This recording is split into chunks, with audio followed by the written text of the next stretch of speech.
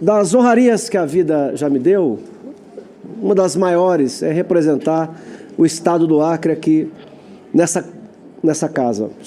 Uma das maiores honrarias que a vida já me ofereceu. Eu sou acreano desde os 10 anos de idade. Então eu sou um homem da Amazônia, eu sou um homem do Norte. E como político e hoje senador, eu creio que o debate sobre a questão da Amazônia, que é mais da metade do território nacional, não é uma questão local, embora seja também uma questão local, mas é uma questão nacional que eu entendo que o Brasil, o centro do poder, dá muito pouca importância verdadeira a esse tema. Ontem nós encerramos aqui na casa a CPI das ONGs. Eu tive o privilégio, dado pelo senador Plínio Valério, de ser o relator. E, mais uma vez, a gente pôde estudar a fundo o papel na questão ambiental, do papel nefasto de várias ONGs financiadas por capital externo brasileiro, influenciando o destino da Amazônia. Uma das maneiras que isso ocorre é que as ONGs que se constituem no exército de militância, eu calculo aí 150 a 200 mil pessoas em ONGs na Amazônia, ONGs voltadas em tese para a questão ambiental, mas que paralisam a Amazônia. E elas agem absolutamente unidas quando é para evitar qualquer obra de infraestrutura na Amazônia. Estrada, ponte, ferrovia, hidrelétrica, extração mineral. E eu, como homem da Amazônia, como homem do Norte, eu não sei como nós vamos enfrentar o problema da pobreza da Amazônia se nós não pudermos levar as obras de infraestrutura que a região não possui e se não pudermos utilizar os recursos naturais que Deus deixou. Eu não vejo como. E elas agem unidas, acionando o Ministério Público. E aí, mais do que os prefeitos, vereadores, governadores, o Congresso Nacional e o próprio presidente da República, com todo o respeito que eu tenho ao Ministério Público, mas ele não foi eleito. Ele não participou de um processo eleitoral defendendo políticas públicas, mas ele recomenda, e claro que a autoridade teme a recomendação do Ministério Público, porque se ele não acatar um promotor, vai entrar na justiça, e nessa área, nesse assunto, geralmente é concedido, e paralisam-se obras fundamentais pelo país afora. No meu estado do Acre, a BR-364 foi imaginada desde o começo, nunca para terminar em Cruzeiro do Sul, mas sempre para, passando por Cruzeiro do Sul, nos dar uma outra ligação a Pucallpa, no Peru, do lado de lá da fronteira, 200 quilômetros. E nós, recentemente, como exemplo, algumas ONGs que, inclusive, a ministra Marina, agora um dia desse, foi lá entregar 34 milhões, que eu considero quase a fundo perdido, do Fundo Amazônia, para uma delas que entrou na Justiça e o Ministério Público acabou agindo e ela está paralisada, a obra. Como resultado da CPI, nós apresentamos sugestões legislativas. E uma PEC que eu vou propor, e acho que não será difícil conseguir assinaturas no Congresso Nacional, limitando esse poder ao Procurador-Geral da República. Se essa PEC, por acaso, tiver a sorte de ser aprovada no Congresso, eu acho que pode, até porque o colega Jacques Wagner comunga dessa preocupação, de paralisar obras importantíssimas no Brasil, e não tem consequência nenhuma a não ser o prejuízo para aquela população. Então, eu gostaria de saber que, se a gente aprovar uma PEC dessa, qual vai ser o que é que o senhor pensa a esse respeito? Porque, se ela for aprovada, nós daremos apenas ao Procurador-Geral da República, claro, com a supervisão e a última palavra do Supremo Tribunal Federal, esse poder para fazer essa ação que, no fim e ao cabo, paralisam obras na região mais pobre do país. Ao ministro da Justiça, senador Flávio Dino, mais uma vez eu vou me ater a esse tema. Acho que os colegas já esgotaram, claro que é um direito dos colegas perguntarem de novo, mas sobre a Amazônia. Nós temos hoje 81% do bioma amazônico. Eu afirmo isso, nós não temos mais soberania sobre esse território. Nossa soberania é relativa. nessa área imensa, que significa 81% do bioma amazônico, onde estão as reservas indígenas, parques nacionais, reservas estaduais, reservas extrativistas, os 80% no caso da Amazônia, da propriedade privada, mas que o dono não tem direito de explorar, mas é obrigado a preservar. Então, 81% da Amazônia, do bioma amazônico, está congelado, né? Não se pode livremente utilizá-lo. Há, com muita boa vontade, pelo menos uma soberania relativa sobre essa região. Um dos maus que essa criação de unidades de conservação, reservas indígenas, de modo desenfreado, provocou no Brasil, é o caso lá de São Félix do Xingu. Você criou uma reserva indígena, todo mundo sabe que a reserva indígena original criada não tinha índio, mas houve uma disputa na comunidade indígena do lado de lá do rio. Uma parte dos índios vieram para o lado de cá e, de comum acordo, se criou uma reserva de 200 e tantos mil hectares para esses índios que saíram da sua comunidade original. Estou dando isso aí apenas como exemplo, senador, porque tem vários casos na Amazônia. No Brasil, mas particularmente na Amazônia. Pois bem, e aí, depois se expande essa reserva, é um poder, o senhor sabe disso, do Executivo, tanto estadual, municipal e federal, não precisa passar pelo Congresso. Criou-se um outro laudo antropológico que é altamente questionável, eu estive lá, me comovi, chorei 2 vezes.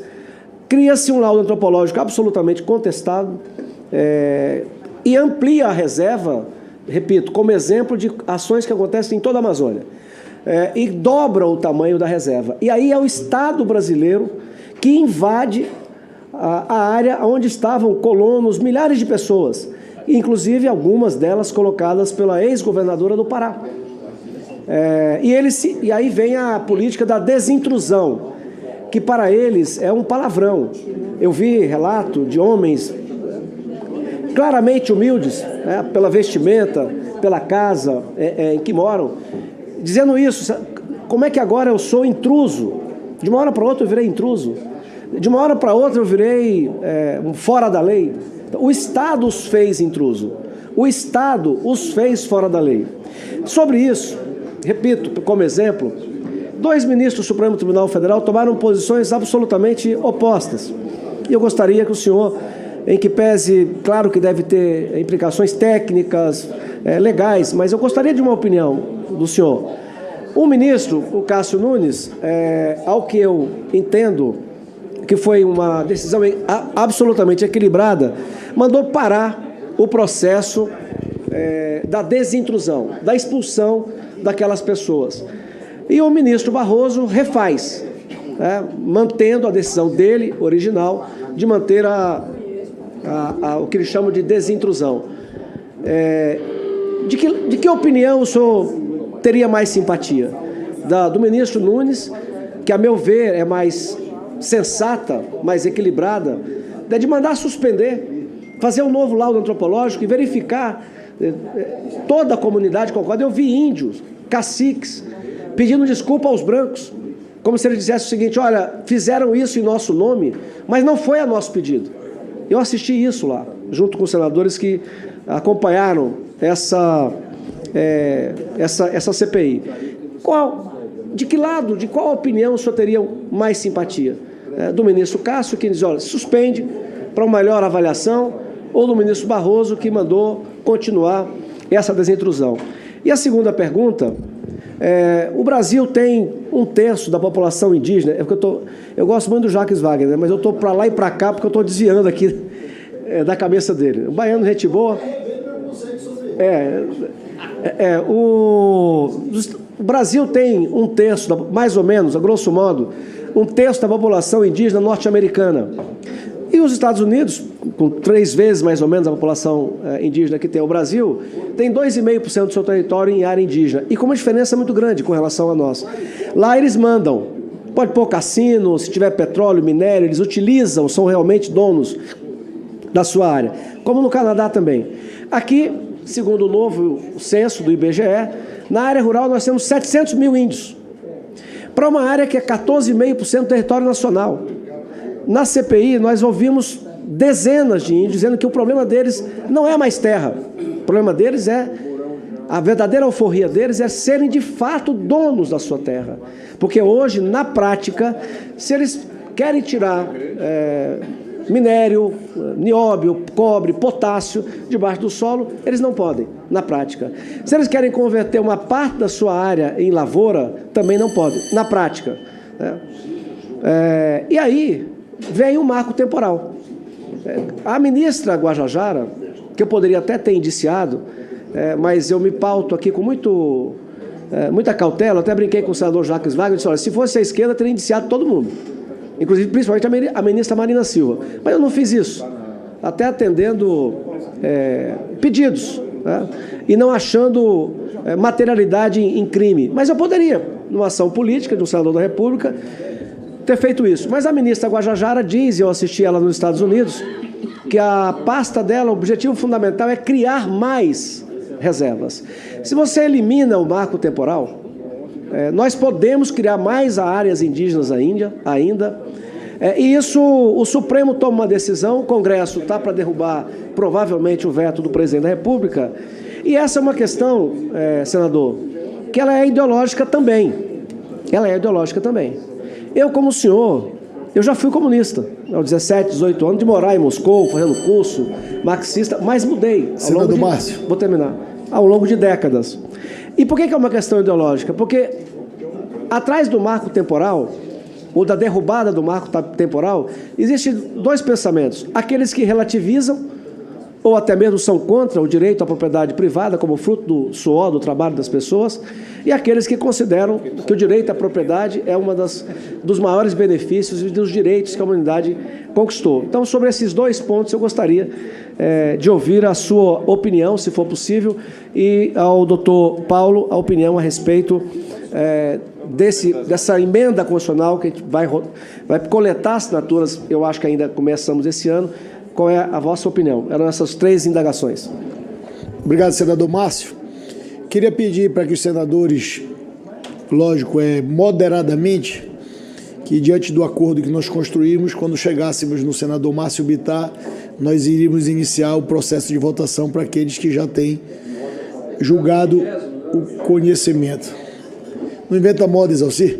Só para ir moderadamente, vou conceder a palavra para responder o doutor Paulo Gonet e determina a secretaria que inicie o processo de votação.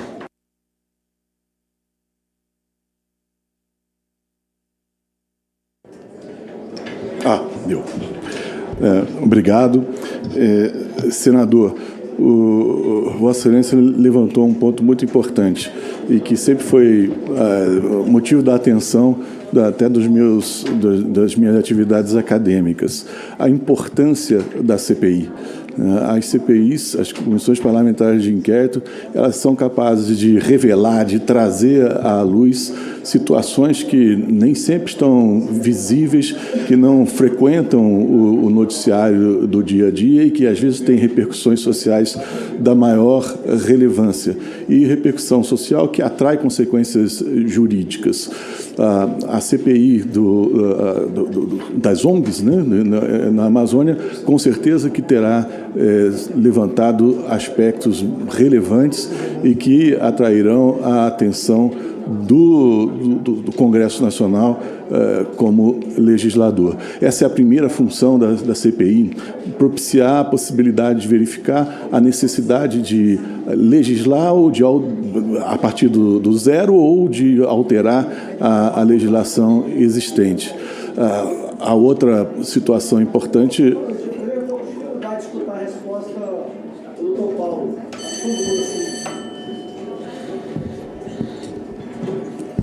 Em homenagem. A outra consequência relevante é a tomada de decisões que o Ministério Público está incumbido, a partir até de legislação editada aqui pelo Congresso Nacional, em todos os âmbitos, penal, no âmbito também civil. Com relação à PEC, Com certeza que ela estará dentro desse propósito do legislador de, a partir da descoberta de elementos relevantes, propor alguma alteração do ordenamento jurídico. Sem ter o conhecimento pleno das circunstâncias, dos termos da PEC, eu não teria como fazer uma avaliação com o mínimo de segurança. Mas, com certeza que ela atrairá a minha meditação se eu merecer a confiança de Vossas Excelências e vier a ser nomeado para o Procurador-Geral da República. Muito obrigado. Senador Flávio. Bem, eu quero agradecer as perguntas do senador Bittar. Em primeiro lugar, o senhor sabe que nós passamos o ano inteiro no Brasil em uma situação de fenômenos climáticos extremos, inclusive na nossa Amazônia, com a seca de rios, com enchentes, inundações no sul do país, mostrando que, de fato, há uma emergência climática. Então, eu compartilho com o senhor que esse é um tema nacional e deve ser tratado com ênfase, e o faço na condição de amazônida, duplamente amazônida, uma vez que o Maranhão compõe a Amazônia Legal e, por outro lado, as minhas origens familiares estão solidamente plantadas no coração do estado do Amazonas, na cidade de Itacoatiara, de onde minha família paterna é oriunda. Então, eu conheço, por dever de ofício e também por essa filiação, por essa relação familiar, as múltiplas realidades das múltiplas Amazônias. A Amazônia não é apenas rural, a Amazônia é também urbana. A Amazônia são os rios, a Amazônia são as metrópoles, e por isso é preciso compreender aquelas múltiplas realidades para ajustar o cumprimento da Constituição. Então, eu compartilho com o senhor essa preocupação central, tanto que no exercício da honrosa função de ministro da Justiça, lançamos, com a autorização do presidente da República, um plano específico de segurança para a Amazônia. Já começamos a executar com os 9 estados da Amazônia, exatamente preocupado com a soberania nacional, uma vez que nós precisamos prover a nossa região de serviços. Isso ficou demonstrado em relação à saúde, quando da pandemia, e também serviços de segurança e defesa nacional. Sobre o caso concreto que o senhor trouxe, de fato são decisões bem recentes e muito provavelmente merecendo a sua aprovação e de todos os senadores, esse processo vai ao plenário. E eu não poderia, de fato, pré-julgar, porque se há uma controvérsia entre 2 ministros, é claro que o plenário, em algum momento, deve lindar qual a melhor compreensão. O que eu acredito, e por isso eu não posso antecipar uma opinião, mas claro que lá externarei com toda a nitidez a minha posição, no caso concreto. Em tese, apenas afirmo ao senhor que eu acredito num parâmetro de conciliação em relação aos vários valores constitucionais em conflito. Nós temos o artigo 225 da Constituição Federal, que trata da primacialidade do meio ambiente. Eu sei que o senhor é um antigo estudioso da matéria, foi deputado, enfim, e nós temos o 231. E é curioso que, em relação ao 231 da Constituição, não há vedação à autorização de exploração econômica das terras indígenas. Na verdade, há critérios. E isso foi inscrito pelo legislador constituinte originário. Talvez seja o caso de examinar a efetividade disto, uma vez que, à luz do dito artigo 231, quem autoriza essa exploração econômica, eventualmente, é o Congresso Nacional, não é o Poder Executivo. Então, creio que há aí um espaço constitucional, a partir de julgamentos, a partir de leis e a partir do próprio 231 da Constituição Federal, para que nós tenhamos um caminho menos adversarial e um caminho mais conciliador em relação a esses temas, porque tem uma experiência, está aqui o senador Mourão, que na condição de vice-presidente da República foi presidente do Conselho da Amazônia, e na ocasião eu presidi o Fórum de Governadores da Amazônia Legal. E apesar dele achar que nós temos posições muito diferentes, mas naquele momento nós tínhamos absoluta condições de fazer um trabalho, e foram inúmeras reuniões que tivemos, em torno desses temas relativos à Amazônia. Então, eu creio que é um tema político, é claro que o Supremo Tribunal Federal julga casos concretos, mas, de um modo geral, eu diria que a diretriz valorativa, hermenêutica, que eu pretendo adotar, é uma diretriz mais de conciliação, de harmonização, e, com isso, nós conseguirmos cumprir a Constituição na sua inteireza. Vossa Excelência tem a réplica.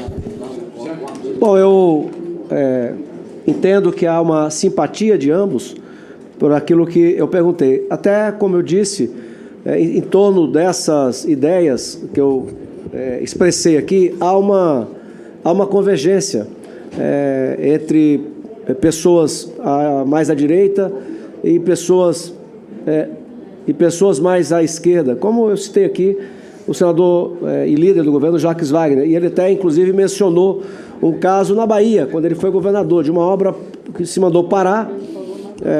Depois, quem fez essa determinação depois viu que estava errado, e a obra teve que parar por meses, causando prejuízo ao Estado. Então, eu acredito, doutor Paulo, que se a gente fizer essa EPEC e ela for aprovada, ela pode ajudar a colocar um pouco mais ordem na casa. Quer dizer, o Ministério Público deve ter esse poder, mas não pode ser como está hoje. Qualquer ONG entra no Ministério Público e, na prática, manda parar. Com relação às terras indígenas, de fato, a Constituição prevê isso. O problema é que, na prática, isso acaba não acontecendo. Os empecilhos para que isso ocorra são muito difíceis. Por final, senhor presidente, e ao doutor Paulo e ao colega senador Flávio Dino, eu relutei os 5 anos em assinar uma proposta de impeachment de ministro. No começo de 2019, quando começou o meu mandato, o mandato de quem se elegeu em 2018, havia a proposta de uma CPI contra o Judiciário. E eu fui um dos que não assinei. E sei muito bem que aquele que votou em mim não gostou. Eu fui contra a corrente da qual eu faço parte. Mas eu entendia que uma CPI, naquele momento, paralisaria o Brasil e alteraria a ordem da necessidade, da agenda do país para a qual o ex-presidente Bolsonaro foi eleito. Como eu disse, terminei o relatório ontem, que foi aprovado, poderia muito bem, e fiz uma brincadeira séria com colegas da esquerda, dizendo a eles, olha, se fosse a esquerda que estivesse relatando, tenha certeza que, entre outras pessoas, a ministra Marina Silva estaria no meu relatório indiciada, porque cria um fundo, que é o Fundo Amazônia, capta o recurso e a ONGs, da qual ela faz parte até hoje, recebe dinheiro desse fundo. Poderia muito bem ser indiciada, mas o bom senso e o equilíbrio me fez não fazê-lo. Apenas o representante do ICMBio. Nessa questão da Amazônia, eu preciso ressaltar por dever de lealdade e de honestidade. O único presidente civil, o único, que não se dobrou à Europa Ocidental, meu querido amigo Jacques Wagner, colega, e à América do Norte foi o Bolsonaro. Eu fico espantado quando eu vejo colegas aqui dizendo que todo o dinheiro é bem-vindo. Como assim? Dinheiro bem-vindo do Fundo Amazônia, comprando soberania nacional é bem-vindo? O Canadá banca a ONG no Brasil para trabalhar contra a prospecção de potássio. Querem criar uma nova reserva em cima de uma mina de potássio. Ora, a preocupação do Canadá não é com a Amazônia. A preocupação do Canadá é porque ele vende potássio para o Brasil. Os Estados Unidos financiam ONG no Brasil que trabalham para criar dificuldades para o agronegócio. A preocupação não é ambiental. A preocupação dos Estados Unidos é diminuir a concorrência brasileira no mercado internacional, no agronegócio. Os países produtores de petróleo, aliás, a COP, simbolicamente, saudando a hipocrisia, foi feita onde? Em Dubai, que vive de petróleo e gás.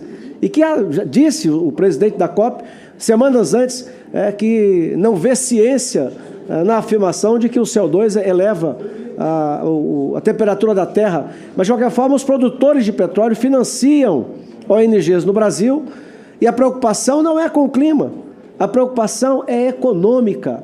Então, ONGs no Brasil, financiadas por países estrangeiros, de forma descarada, e agora vem mais migalha, e eu tenho certeza que o dinheiro que vem não vai parar na mão dos índios, não vai parar na mão dos ribeirinhos, vai parar na mão das ONGs, como foi.